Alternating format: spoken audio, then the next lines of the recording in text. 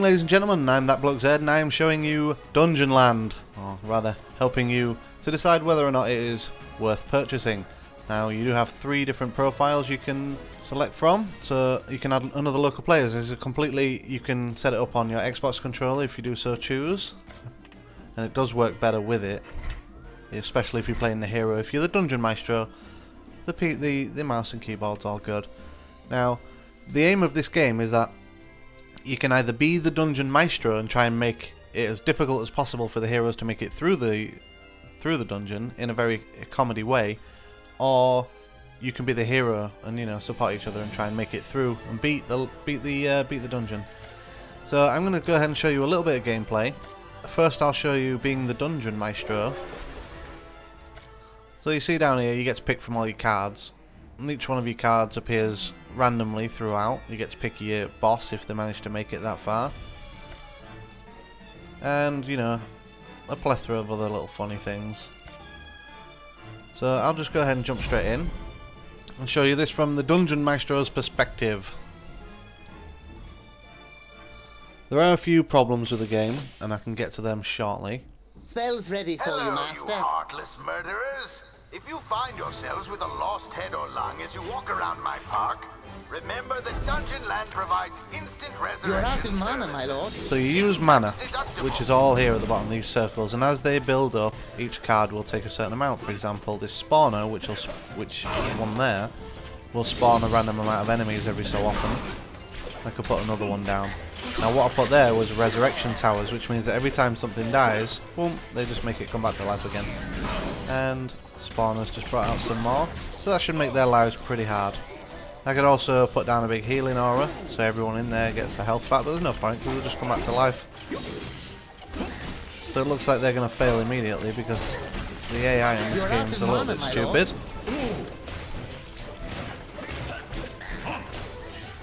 Especially when it comes to bees. Look, they don't even attack, they just jump out the way constantly. Except for the tank, who is now dead. So they have 3 lives to share between them all. Once that goes down, so as he dies, they should have 2 lives left. One more kill for the bad guys. There we go. Oh, another one's died, so he's trying to get him up. No, he's failed because of the bee stings. I did say that they absolutely suck at this kind of thing. Now as the Dungeon Maestro, you have the ability to possess. So that's me now. The heroes are down to 2 lives. And you have a variety of different abilities. For example, I can laser beam, and I can turn into a big fat chicken, which makes me harder to kill. Oh no! And I just stopped possessing him because if he manages to kill me, Revived, Master. I'll switch him all around. If he manages to kill me while I'm possessing something, then I lose points for that. I didn't really want that to happen. So what the heroes should do here is try and drag all the monsters over this way to get them out of the way of the resurrection towers, and then when it's empty, like it is, you can charge forward, kill the resurrection towers, and especially the spawner. But instead, they're just being quite incompetent, because that's what the AI is in this game. Pretty incompetent. Not the monsters are alright, but the heroes, they're not so much. I mean, look at them. They're not even attacked 1B. Oh yeah, there we go. They just keep jumping. Look, he's not even near it and he's jumping out the way instead of attacking. Let's make it even more difficult. Heal all them up. Heal them all up again. Double healing for everyone.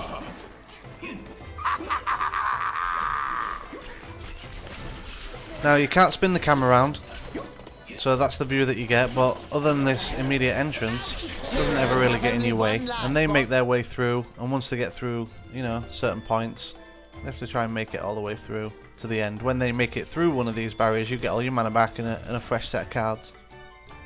The dungeon is quite big, and if you were against players, they'd be doing a lot better than the computer, because they're just god-awful. There we go, I win. They didn't even make it out of the start area. Wins in the end. So if I was to move this to very, very, very hard, which would make it very, very easy for me as the Dungeon Maestro. Now if I was to turn it to very, very easy, as the Dungeon Maestro, I get less points.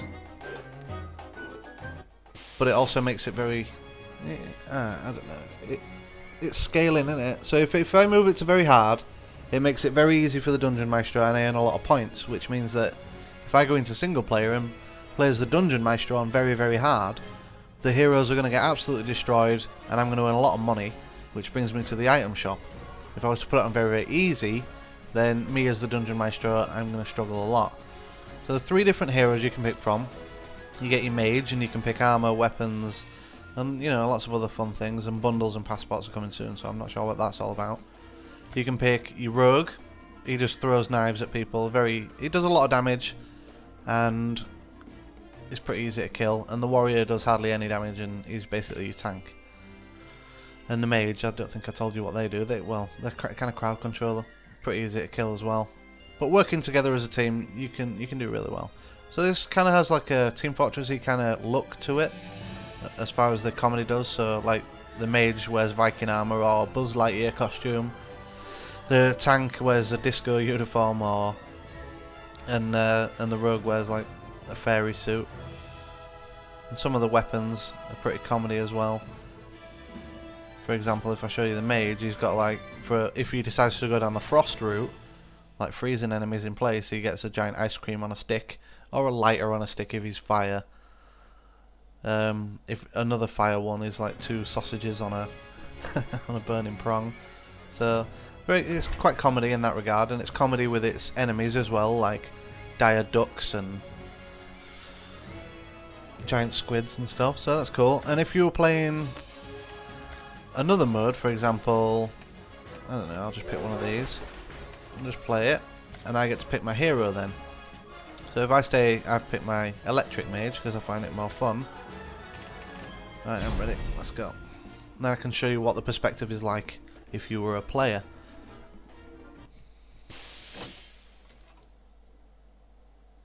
Hello, stupid heroes. This is your host, wishing you a deadly stay in my glorious park. So you can press spacebar and you'll jump out of the way.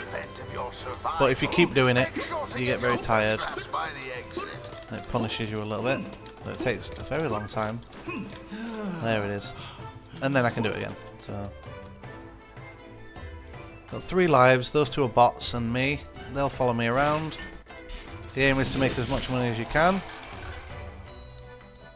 whilst making it through, and you can do certain things like boom.